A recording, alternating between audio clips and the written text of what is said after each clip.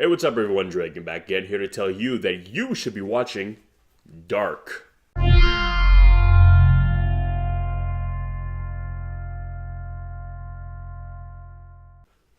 So, Dark is a 2017 Netflix series that takes place in Germany. It is actually a German-speaking show. It's part of like a few new shows they're doing where it's kind of like an international production, where even though it's Netflix producing it, that takes place abroad. They don't do the thing where people are speaking with like a thick accent of some kind, or actually speaking the native tongue, which is kind of cool and refreshing. And my introduction to the show actually came from my wife, Ashley, who you've seen on this channel, who had basically had read that it was essentially like the German Stranger Things or the next Stranger Things, which I was kind of curious as to what that meant exactly, and I was kind of hoping that it wasn't going to be that, because I love Stranger Things and I don't want like there to be like a copycat of Stranger Things. So we kind of went into it with a little bit of trepidation, but then as soon as we started watching, we realized very quickly that it was in fact not that it was in fact very strange in its own way. And you basically discover early that it's about time travel. But not in the way that you would think. It basically starts off with there's kind of like these disappearances of this one boy goes missing.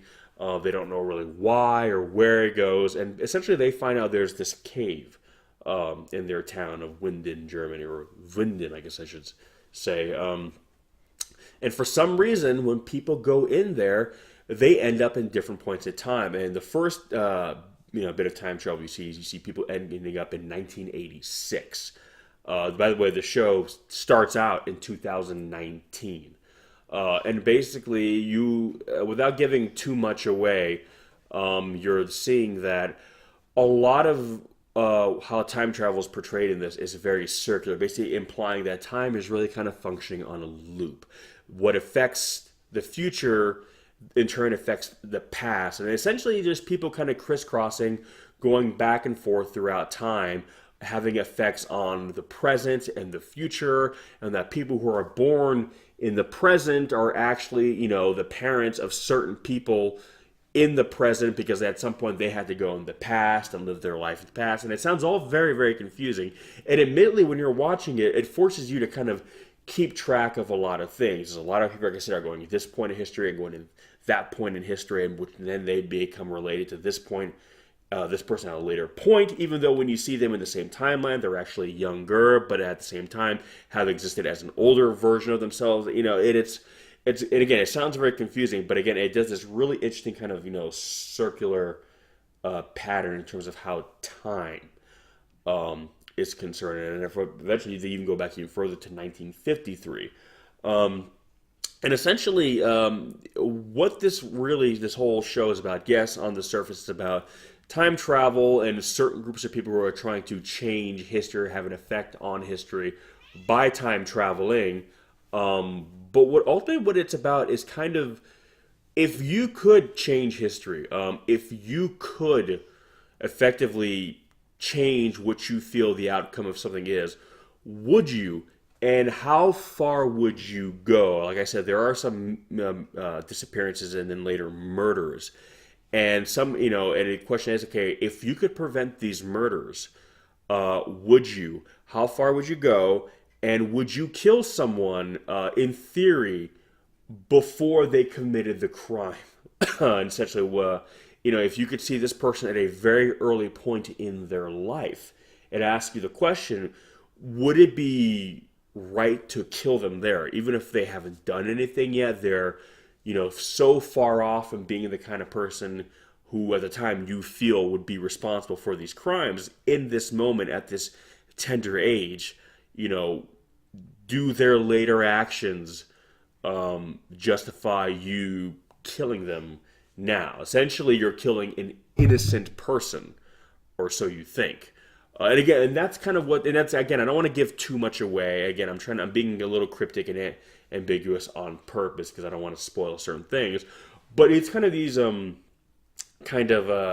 kind of moral conundrums or moral kind of crossroads that this show kind of presents very well, and forces you to ask yourself, are you in fact changing history, or are you in fact doing exactly what was done to create the situation in the future. Basically asking, is the future what it is because you haven't gone back and changed it?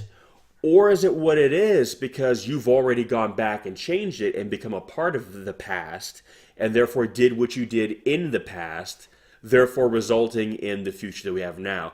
Which one is it? And that's the question to kind of ask. It's why is the present, if you will, for lack of a better term, we'll just call it the present, what it is? Is it because, again, you haven't gone back and done anything to change that? Or is it what it is because, yes, you're going to have gone back at some point and do what you do, and as a result, lead to a sequence of events throughout history that will result in the present being what it is. Again, what is it and why?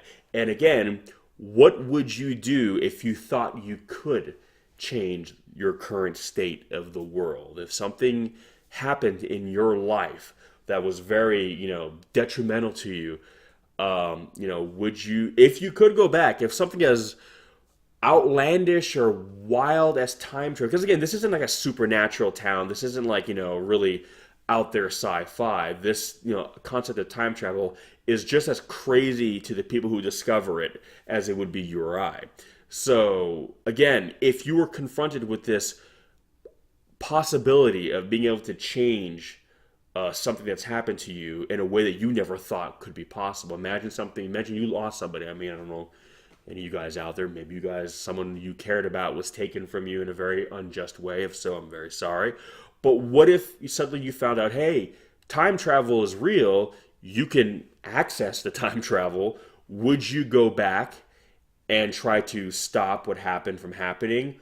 Or would you be concerned that the act of you going back has already been factored into the grand equation and is perhaps partially responsible for what happened happening? Would you in fact be changing history or just playing your part in it? That's kind of what this show asks you. That's what it kind of presents to you. And that's what it maybe kind of tells you, that maybe, just maybe, we are not as in control of life and reality as we like to think. That perhaps, again, being as kind of brazen and full of ourselves as humanity tends to be, we would in our foolishness think that yes, we could change history, we could alter time, not maybe considering the idea that, well, everything is what it is because we've already done all this. At some point you're going to go back in time and be a part of the past, and that you're actually not changing anything. You're just, like I said, doing your part. You're playing your role. Is that all we are? Just kind of, actors on a stage, essentially. That the universe essentially is just this big play that's playing out, and we're just playing our role in it. So again, it drops a lot of these kind of heavy philosophical questions on you, but it does so in a very kind of cool and interesting way, and it doesn't keep it too cryptic. It puts it pretty much front and center, so it becomes a bit more of a game of Clue of who did it, who done what, and you find out there's different factions, different sides of different players in the game who are trying to bring about change. But it does so. But the question asks you: are they really, or are they again just playing their role unbeknownst to them?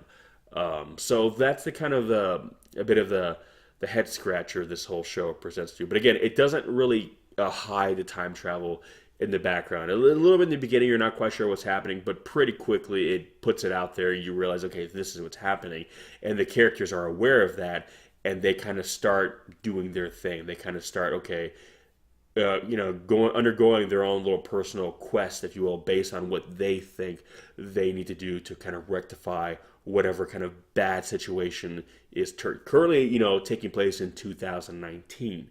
Even though a lot of what has happened in 2019 is directly related to what's happened prior to it, and then we'll have perhaps a larger impact on a time after that. So again, it seems like a lot to take in, and admittedly it is, but when you're in the process of taking it in, it doesn't feel like homework. It doesn't feel like it's this burden, like it's just like, oh my God, it's what is happening. You're actively enjoying the act of trying to figure it out all out, trying to put it together. When Ashley and I were on the couch watching it, we were after each episode we were trying. It's like, okay, I think this person is this person. I think they're related to that person, and I think this connects to this. And sometimes we were right, and sometimes we were just way off. And when we were way off, it was always a revelation, because when you found out what it actually was, it was like just kind of mind blown. So it's a lot of fun for that reason. So I highly recommend Dark. So as always, have you seen it? It's like it's on Netflix, so not too hard to get a hold of. If so, what did you guys think? Do you think the comparisons to Stranger Things are kind of fair, or do you think they're kind of maybe handicapping a little bit by not allowing it to be its own thing, or promoting it to be its own thing? Because it very much is its own thing. Again, it's not a Stranger Things clone. The only real similarity that it has, that takes place in a small town and strange things are happening. And that's about where the similarities, and there is a bit of a conspiracy to some degree, but otherwise it's a completely different story.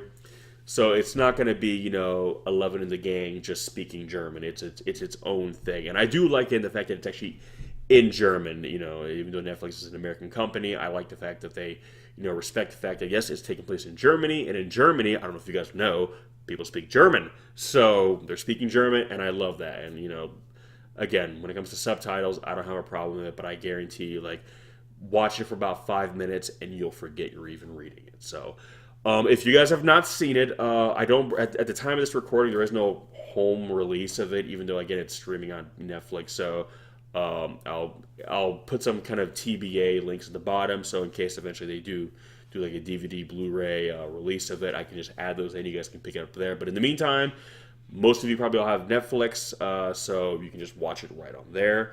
If you don't have Netflix, I would highly recommend getting Netflix, not just for this show, but for plenty of others. Stranger Things alone. But anyway, guys, that's going to do it for this one this week. Thanks for watching, and we'll catch you in the next one. Peace!